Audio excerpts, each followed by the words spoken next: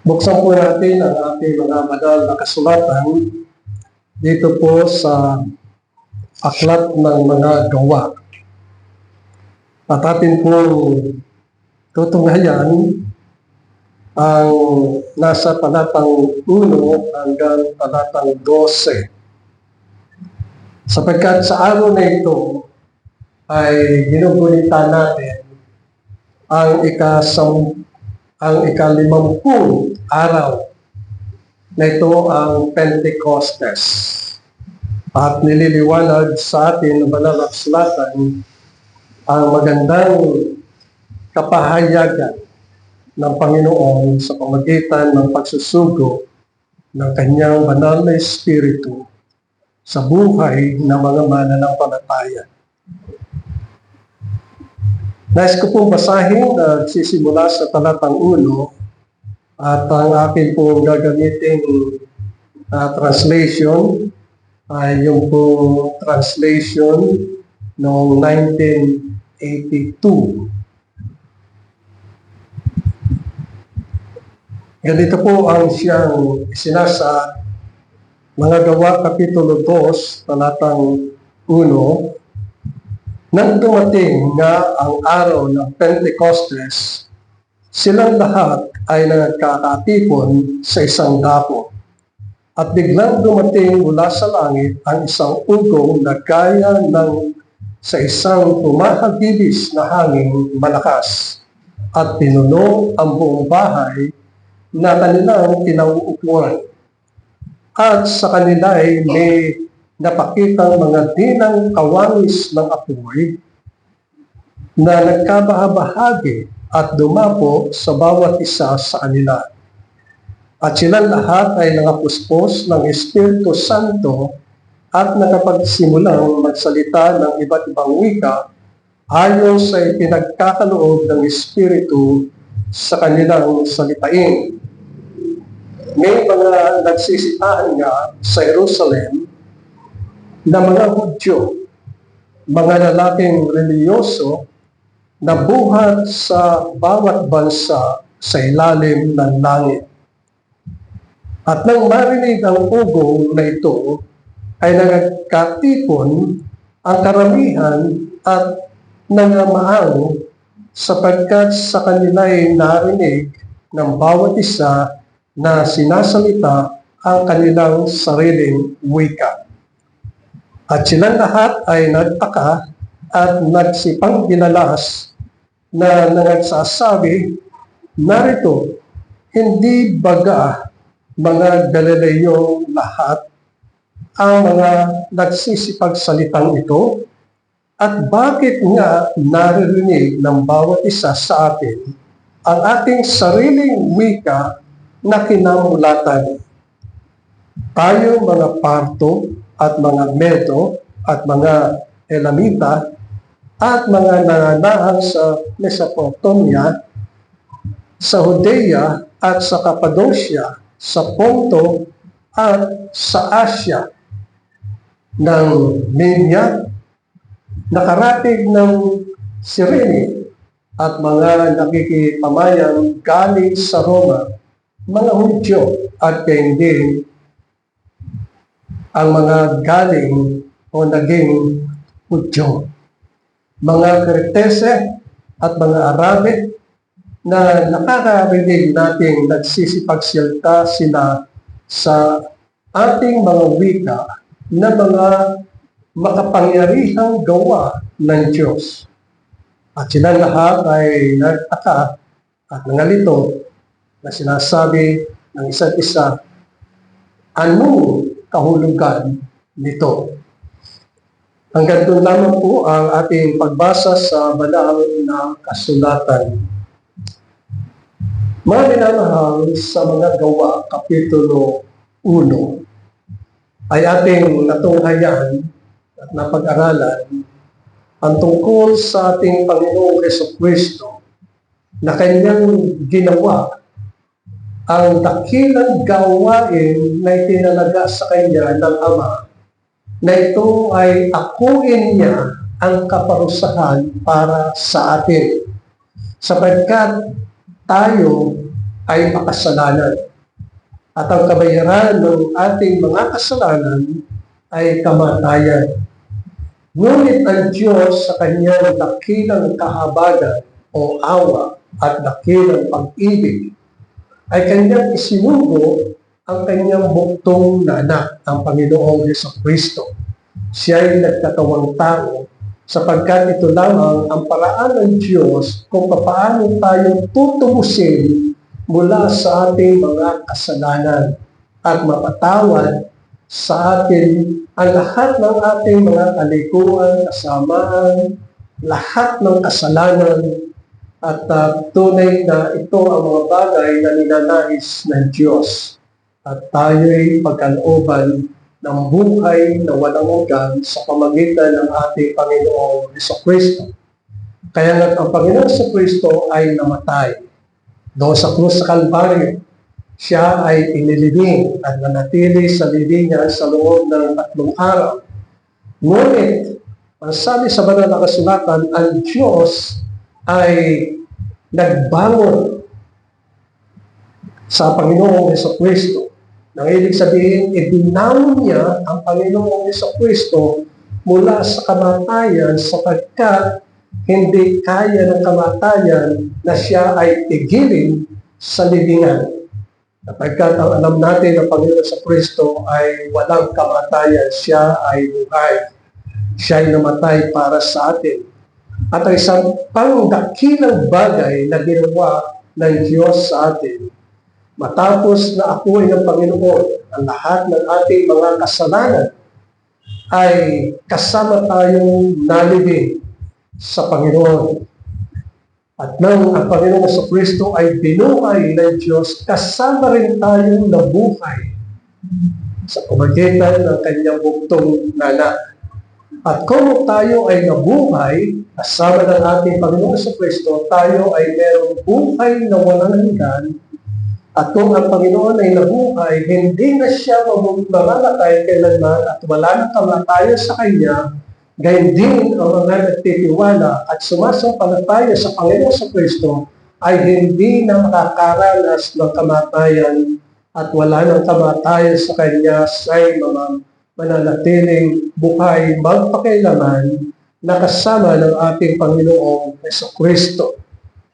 Gayunpaman, may mga bagay na kinakailangan na isasaalang-alang natin na kung sakaling tayo ay mabuhay, sapagkat ang ating katawan ay mayroong limitadong mamuhay sa ibabaw ng lupa. At sa limitadong yun, halimbawa ay sinabi ng Panginoon, mga 70, 80, o 100, ay mapapara ng bawat isa sa atin, ngunit hindi nangangahulugan na tayo mananatili sa kamatayan yung ating katawan, sapagkat ang ating katawan ay kasama na tinubos ng ating Panginoong Jesucristo. O kaya nga ngayon, mga minamahal, ay tayo'y nabubuhay sa pamagitan ng Panginoong Jesucristo.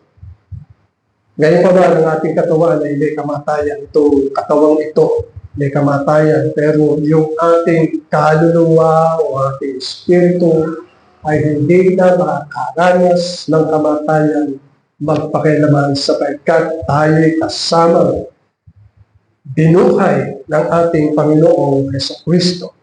At matapos na kanyang ma-accomplish at magawa ang iniatang sa kanya ng Ama, pinakailangan na siya'y umakyat sa langit sapagkat ipinahayag ng Panginoon yung kanyang pagkabuhay.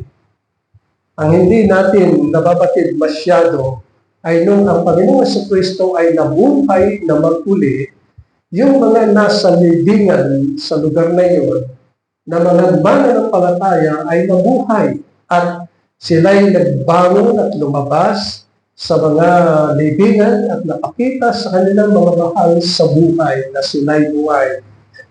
At yun ay kasama din umakyat sa langit sapagkat sila'y mga binuhay ng ating Panginoong Jesucristo.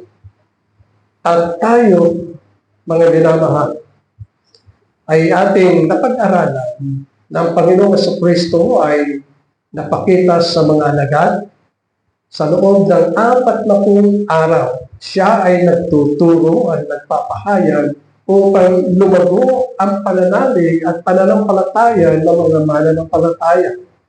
At pagkatapos noon ng ika-40 araw, siya'y umakyat sa Panginoon, sa langit, upang siya'y umupo sa kanang kamay ng Diyos Ama. Nang ibig sabihin ay siya'y umupo doon sapagkat siya ang mamamahala ng lahat ng mga bagay sa langit at sa lupa at lahat ng mga bagay na panukala ng Diyos.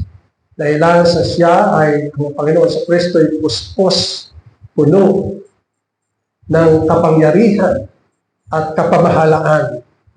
At siya ang nagsisilbing buko sa lahat.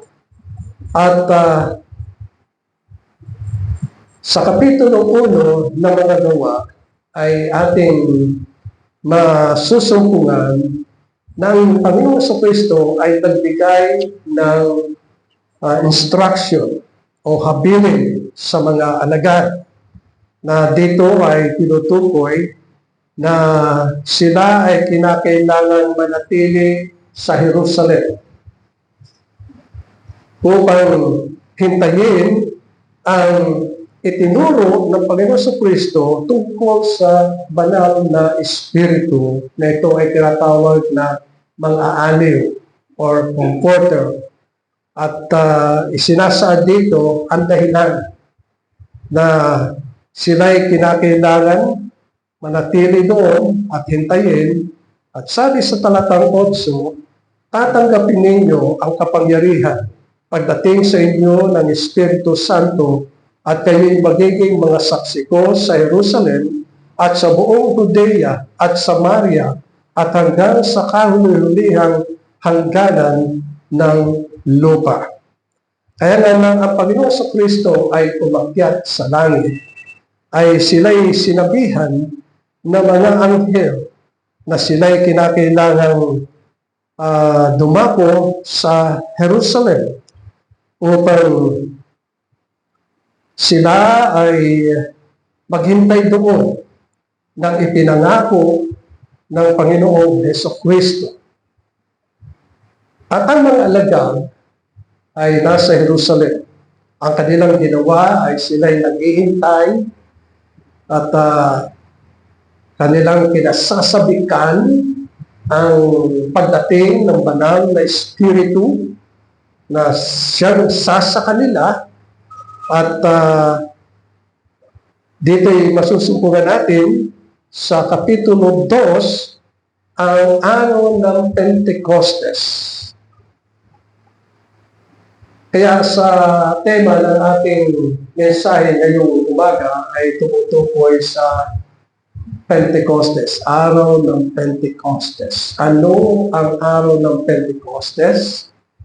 Ano ang mga nangyari at ano ang nilalayon ng Diyos sa araw ng Pentecostes? 3 bagay ang ating tatalakayin at i-consider ngayong umaga. Una ay the facts, ibig sabihin yung katunayan o katotohanan na nangyari sa Kapitulo 2. At pagkatapos ay ang ikalawa, ang the awaited day o ang kasabik-sabik na araw sa paghihintay sa pangako ng Panginoong Kristo. At ang pangatlo ay continuity of the work of the wonderful works of the Holy Spirit. Yung patuloy na kamanghamanghang gawa ng banal na Espiritu. Una, itong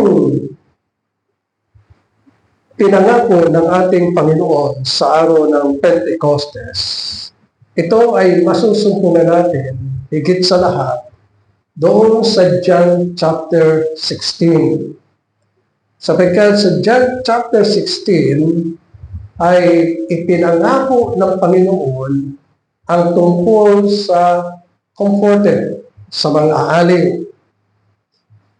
at kanyang binigyan ng halaga kung ano ang gagawin ng banal na Espiritu.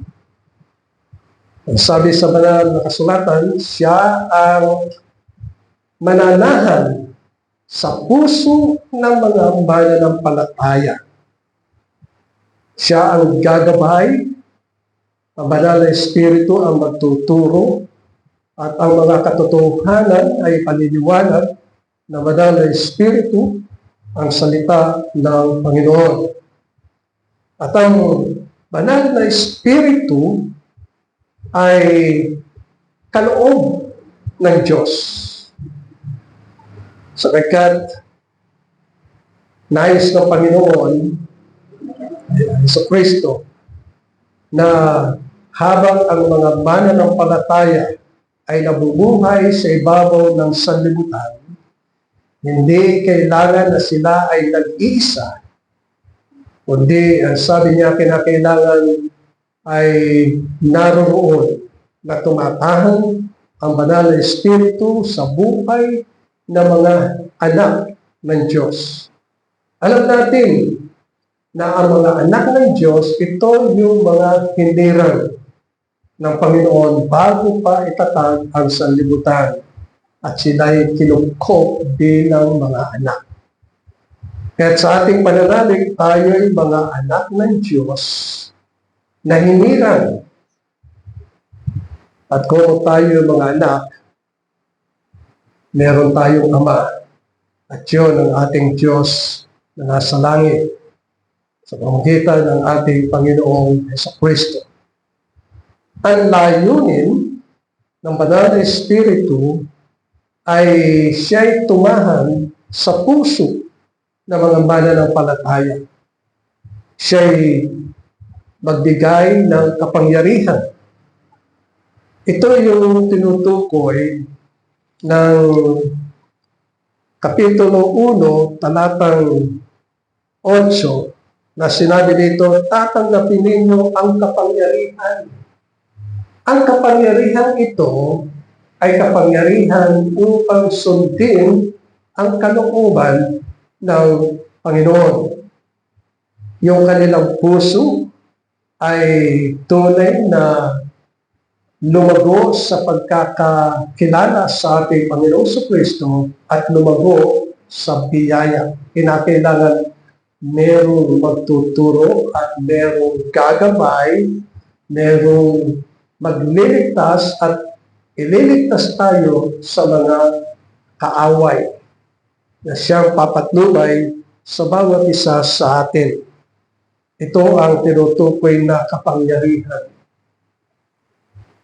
Ang banal na Espiritu ang magbibigay sa atin ng kapangyarihan upang mabuhay ng tagumpay bilang mga anak ng Diyos. Bibigyan ng kalusugan, kalakasan, at pagiging saksi sa mga bagay na ginawa ng Panginoon sa ating buhay. Kasi dalawang bagay ang siyang isinasa dito sa talatang 8. Tatanggapin ninyo ang kapangyarihan. Kapangyarihan sundin ang kalooban ng Diyos. Ikalawa ay maging saksi sa Jerusalem at sa buong lugar. Sa atin, tayo ay kailangan maging saksi bilang mga mananampalataya, mga anak ng Diyos. At ang layunin din ng banal na Espiritu ay siya'y manahan sa atin at manatili sa atin at sumaatin magpakailanman. Hindi niya tayo pababayaan. Gagabayan niya tayo, iingatan niya tayo, tuturuan niya, at ang lahat ng mga katotohanan ang siyang ituturo sa atin. Tuturuan din niya tayo na ating takasan ang mga bagay na masasama. Tuturuan din niya tayo kung paano na tayo ay mag-isip ng mga bagay sa langit, ay papahayag niya ang kanyang kapangyarihan. Dito, mga minamahal, ay tunay na ipinapahayag yung pagdating ng araw na ito. Sapagkat sabi sa talatang 1 ng Kapitulo 2, at nang dumating nga ang araw ng Pentecostes. Ano ang ibig sabihin ng Pentecostes? So, ang Panginoon sa Kristo ay napakita sa loob ng 40 araw. So, yung sumunod na 10 araw, mula pag binilang natin 40 plus 10 days, ay ito ang ika-50 araw at ito ang Pentecostes. Dito yung masusungpungan natin na mayroong kapistahan. Ang Pentecostes na ito ay isinasaad na first day of the week. Kaya nang sabi dito sa dumating nga ang araw ng Pentecostes, so ito ay first day of the week. Sila'y nagkakatipon-tipon. So, nang sila'y nagkakatipon-tipon dito, ito rin ang araw ng kapistahan na ang mga Hudyo sa iba't ibang lugar ay nagkakatipon-tipon doon sa Jerusalem upang magdiwang at parangalan at maghandog sa Diyos sapagkat sila'y mga Hudyo. 50 araw. Binibigyan nila ng araw. Kaya mula sa lumang tipan hanggang sa panahon ng Pentecostes, dito sa talatang 1, ay patuloy nilang ipinagdiriwang ang ika-50 araw na ito ay kapistahan at tinutukoy sa banal na kasulatan na ang araw na ito ay maluwalhati na araw sapagkat ang banal na Espiritu ay ibinigay sa iglesia. Ating pansinin, nang dumating ang araw ng Pentecostes, ay biglang dumating mula sa langit ang isang ugong na gaya ng isang humahagibis na hangin malakas at pinuno ang buong bahay na kanilang kinauupuhan. So, mayroong kapahayagan yung pagdating ng banal na Espiritu. At tinutukoy dito na isang ugong na gaya ng isang humahagibis na hangin malakas. At sabi sa banal na kasulatan, pinuno ang buong bahay sa kanilang kinauupuan. At pagkatapos, ang sabi dito, ay sa kanila'y nagpakitang mga dilang wangis ng apoy na nagkabahabahagi at dumapo sa bawat isa sa kanila. Kung ito ang unang pagdating ng banal na Espiritu, ay naging kamangha-mangha ang kanyang pagdating. It's so wonderful sapagkat ipinahayag sa kanila ang tungkol sa pagdating ng banal na Espiritu sa buhay ng mga mananampalataya.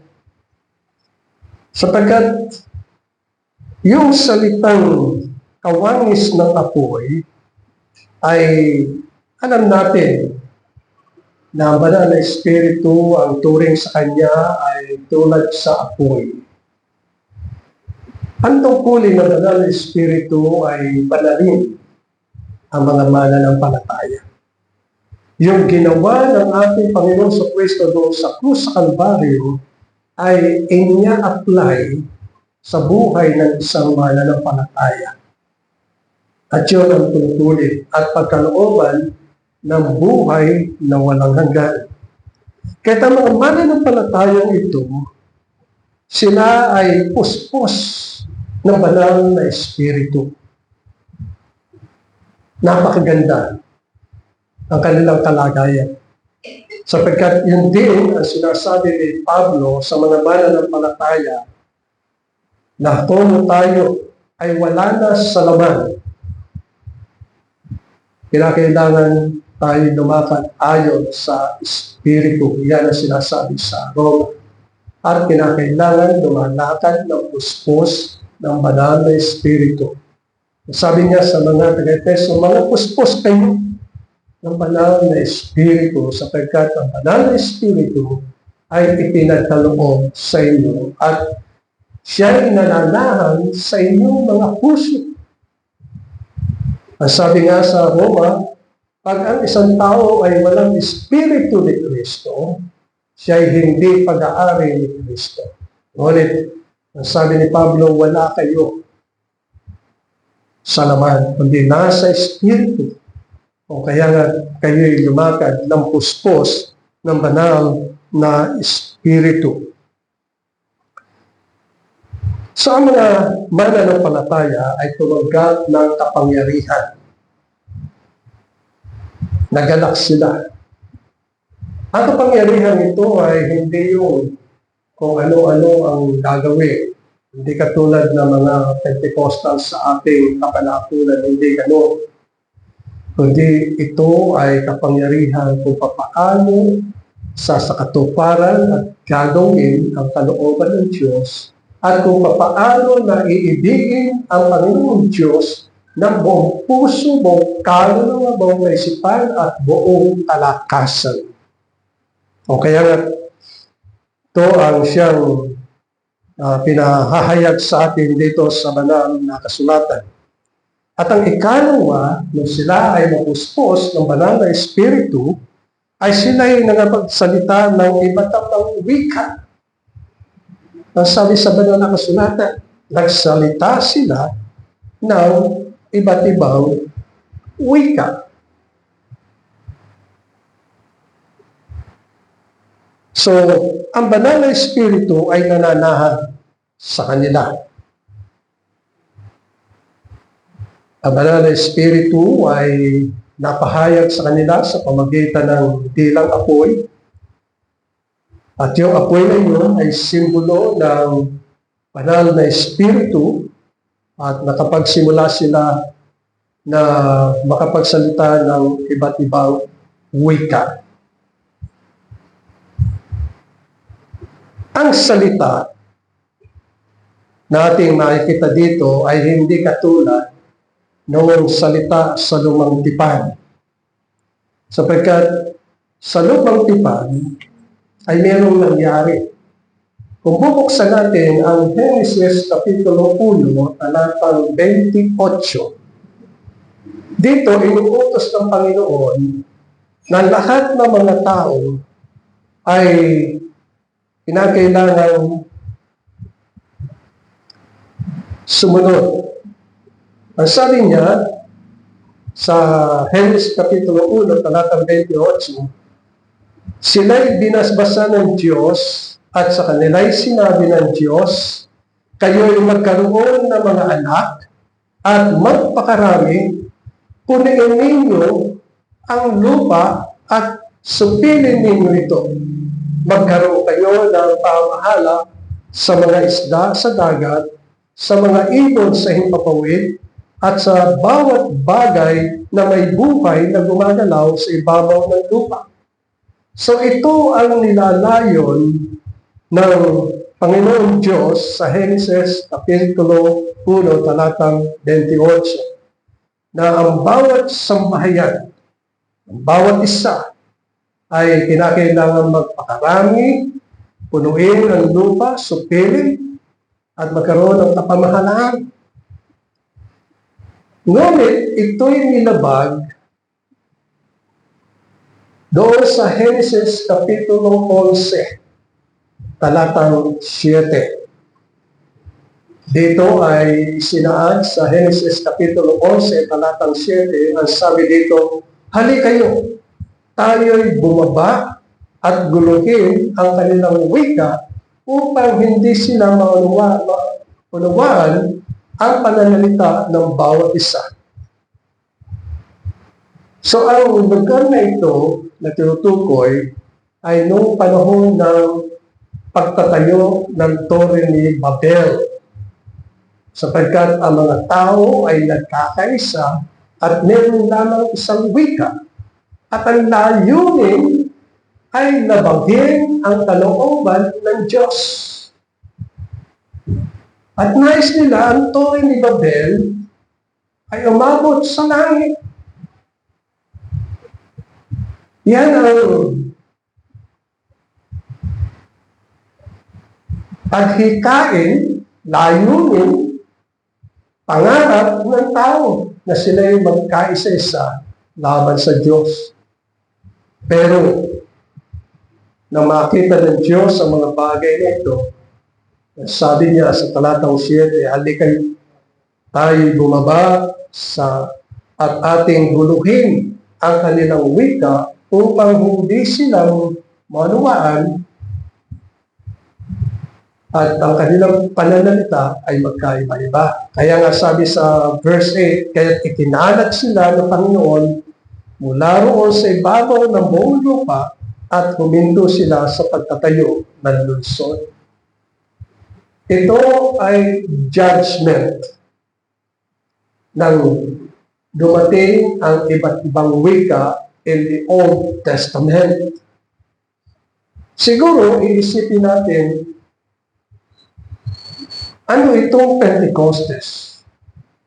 Sapagkat sa Lumang Tipan, it is a judgment upang magkahiwa-hiwalay ang mga tao dahil sa wika. Maring habang sila'y gumagawa, sabi nung isa, iabot mo sa akin ang martilyo. So ang dinig nung kasama, hindi martilyo, ibang salita. Kaya nagkagulo sila at iniwanan nila ang kanilang pagpapatayo ng lungsod. Ngayon, kung ating iahambing naman dito sa Pentecostes, makikita natin dito ang kamangha-manghang gawa ng Diyos.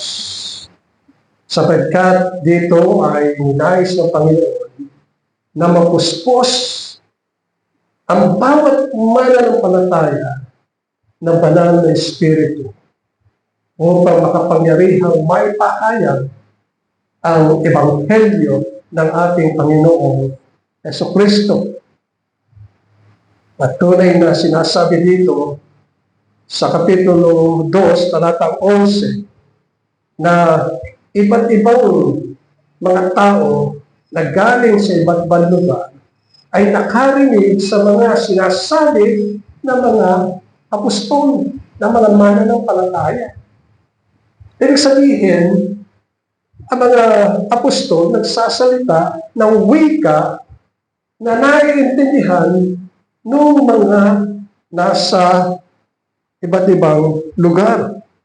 Kasi ito'y kapistahan, kaya ang mga tao ay nagkakasama-sama at ang sabi dito sa talatang 9 ay mga Parto at mga Medo at mga Elamita, mga naninirahan sa Mesopotamia, sa Judea, sa Cappadocia, Ponto, at Asia, sa Phrygia, sa Pampilya, sa Ehipto, at mga sakop ng Libya.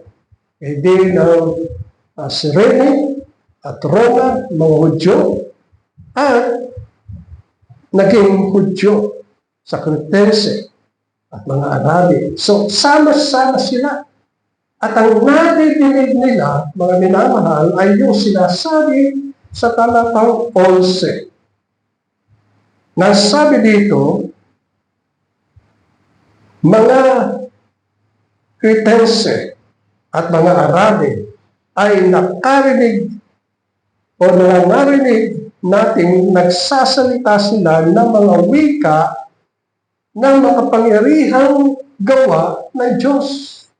Nang ibig sabihin, mga minamahal, ay ang nadidinig nila ayon sa kanilang lengguwahe, ayon sa kanilang wika, ayon sa kanilang kaunawaan na pinagmulan, sabi dito, yung kanilang inamulatang salita, habang nagsasalita ang mga apostol, pinangangaral nila ang mga dakilang bagay, mga gawa ng Diyos. At ito ang sinasabi dito, kapangyarihang gawa ng Diyos. Bigyan natin ng liwanag ang mga bagay dito. Halimbawa, katulad ng John chapter 3, verse 16. Ang sabi dito sa John chapter 3, verse 16, sapagkat ganyan na lamang ang pag-ibig ng Diyos sa sanlibutan, na binigay niya ang kanyang tanging anak, upang ang sino man sa kanya sumampalataya ay huwag mapahama, kundi magkaroon ng buhay na walang hanggan. Ito ay mga salitang Tagalog. Ating naunawaan. Pero pag yung ibang lingwahe ang ating narinig, maaaring ang iba sa atin ay hindi nakakaunawa. Halimbawa, katulad ng Ilocano. Ang sabi sa John chapter 3, verse 16 sa Ilocano, kay ginaghugma gid sang Diyos ang mga tao sa kalibutan. Anong gani nga ginhatag niya ang iya bugtong na anak para ang bisan sino nga magtuo sa iya hindi mawala kundi hatagan sa kabuhi na walang sing katapusan. Kay ang Diyos wala nagpadala sa iya anak diri sa kalibutan para sentensuhan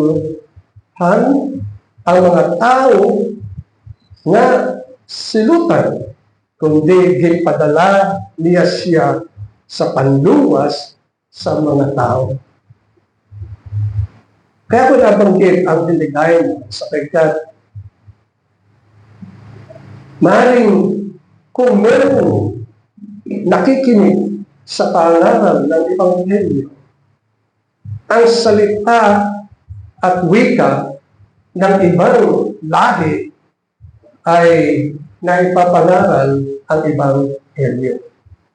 Hindi lamang Ingles, sapagkat sa Ingles ay sinasabi dito, for God so loved the world that He gave His only begotten Son, that whosoever believeth in Him should not perish, but have everlasting life.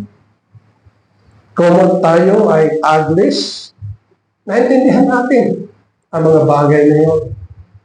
Pero kung hindi naintindihan, ay ito ang siyang magiging bunga, sapagkat yung talatang 13 dito sa Kapitulo 2 ay nagsasaad, ang sabi dito, datapot ang mga ibay na naglilibak at nagsasabi sila ay puno ng bagong alak. So merong mga di mananampalataya sa kanilang pagdiriwang ng Pentecostes, ng kapistahan. At dito ay tinutukoy na ang mga bagay nito ay hindi lahat ay nakakaunawa ng Ebanghelyo. Kundi ang mga inirang, ang mga pinili lang. At makikita natin simula ng Pentecostes, ang Ebanghelyo ng ating Panginoon Jesucristo ay lumaganap. Sapagkat sa pamagitan ng patuloy na kilos ng Banal na Espiritu, ay makikita natin sa mga gawa kung paano na si Pedro ay nagpunta sa templo panahon ng panalangin at nakakita siya ng isang lumpo. At sabi niya, sa pangalan ng Panginoong sa Kristo ay lumakad ka. So, ang lalaking yun ay tumayo. Nagkaroon ng kalakasan. Lumulundag. Tumatakbo. At sabi sa banal na kasulatan, ang lalaking yun ay pinagaling. Yun ang bunga ng pananatili at pagdapo at pagtahan ng banal na Espiritu sa buhay ng isang mananampalataya. Meron din pangyayari na ang banal na Espiritu ay kumilos sa mag-asawa. Dahilan ang usapan ay pagkatapos na pagbili ng kanilang mga ari-arian, kinakailangan ang mga pinagbilhan ay dadali sa templo. Ngunit, ang sabi sa chapter 5 ng Acts, ang dalawang mag-asawa ay nagsabwatan ng konting bahagi ay kanilang itatago. At ito'y nabatid ni Pedro. O kaya nga yung dalawang mag-asawa ay namatay dahil sa kasinungalingan na kanilang ginagawa. Pandaraya mula sa banal na Espiritu. Ganyan sa buhay ni Saul, na dati ay siya'y umuusig sa iglesia. Ngunit siya'y tinawag ng Panginoon at siya'y nagbago, naging isang mananampalataya. Sa panahon ni Pedro, sa Kapitulo 10, na binigyan si Pedro ng kapangyarihan upang ipahayag ang salita ng ating Panginoong Jesucristo. At siya'y pumunta sa sambahayan ni Cornelio. Si Cornelio ay isang hintil at isang sundalo. At nung siya'y ipasundo ni Cornelio, sapagkat yun ang utos ng anghel ng Panginoon kay Cornelio, ay pinatawag si Pedro at ipinahayag ni Pedro ang mga salita ng ating Panginoong Jesucristo. At ang buong sambahayan ay sumampalataya. At yun ang kapangyarihan na ipinagkaloob ng banal na Espiritu sa buhay ni Pedro upang ipangaral ang Ebanghelyo ng ating Panginoong Jesucristo. At marami tayong matutunghayan sa mga gawa kung paano na ipinahayag ng mga mananampalataya ang salita ng Panginoon na may kapangyarihan. At ano ang naging bunga sa buhay ni Pablo? Ang buhay ni Pablo ay tunay na masasabi natin binago ng Panginoon. Ngunit siya ay 3 beses na nagpunta sa Asia at ipinangaral ang Ebanghelyo ng ating Panginoong Jesucristo. At ang naging bunga ay katulad ng ating binabasa sa mga gawa. At hindi ang mga sulat niya sa Roma, sa Efeso, sa Corinto, sa Filipos, Colosas, at sa iba pa na mga iglesia na naging bunga sapagkat pinagkalooban si Pablo ng kapangyarihan upang ipangaral ang Ebanghelyo ng ating Panginoon sa Kristo. At marami ang siyang tanalig at nanampalataya sa Panginoong Jesucristo. Yun ang ginawa ng Panginoon. At sa ating mga minamahal, in our own generation, ipinagkaloob sa atin din ang banal na Espiritu upang sa pamamagitan ng ating pagpapahayag, ng ating patutuo, ng ating buhay, ay maipahayag natin ang Ebanghelyo ng ating Panginoong Jesucristo, sapagkat ang kanyang salita ay makapangyarihan at nananahan ang banal na Espiritu sa ating puso. Tunay na naway patuloy natin namnamin ang mga salita ng Panginoon na siyang magbibigay sa atin ng lakas, kapangyarihan upang maibahagi natin ang mga salita niya. At sa pambagay na ginagawa ng Panginoon sa atin, tayo ay patuloy na binabanal ng Panginoon. Yung salitang binabanal, ibig sabihin ay tinuturuan niya tayong lumayo at iwaksi at layuan at itakwil ang mga kasalanan. Sapagkat ang mga kasalanan ay kasalanan sa Diyos. At ang gumawa ng kasalanan ay may karapatang parusa, kamatayan. At sabi sa banal na kasulatan, manalig tayo sa Panginoon at sa Kristo. Sapagkat siya ang nagbigay ng kanyang sarili para sa atin upang mapatawad tayo sa ating mga kasalanan. Ang dami nating kasalanan, punong-puno tayo ng kasalanan. Ngunit ang tanging lunas lamang dito ay yung tayo'y manalig sa Panginoon na siya ang nagdala, tumubos ng ating mga kasalanan at patuloy tayong pagpapalain at patuloy tayong gagabayan ng banal na Espiritu sa ating pamumuhay. Amen. Maraming salamat po o aming Diyos at aming Ama sa aming patuloy na pag-aaral ng iyong mga salita. Naway pagpalain mo ito sa aming mga puso sa pangalan ni Jesus. Amen.